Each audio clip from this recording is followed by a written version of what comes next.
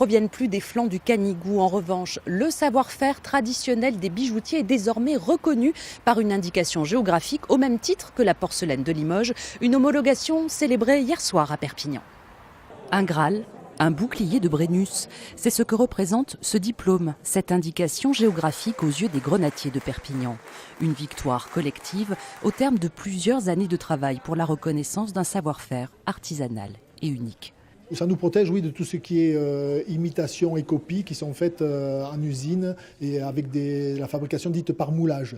Donc déjà, on va pouvoir dire le grenat de Perpignan, c'est un bijou fait à la main, tandis que toutes les autres appellations, grenat catalan, joyau en grenat, tout ça, ça ne donnera pas une garantie pour le consommateur. Chaque pièce est réalisée à la main.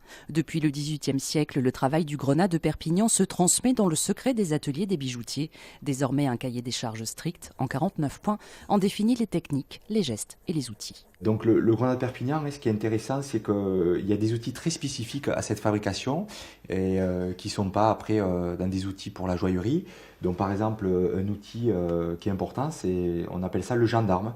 C'est un outil qui vient rabattre le métal sur la pierre avec une certaine pression. Donc tout ça c'est fait avec précision, avec rigueur et dextérité. Une dextérité que les bijoutiers de Perpignan espèrent désormais faire largement connaître, fort de cette indication géographique. Une estampille qui valorise et met en lumière le bijou emblématique du pays catalan, aux couleurs sang et or. C'est la fin de cette édition.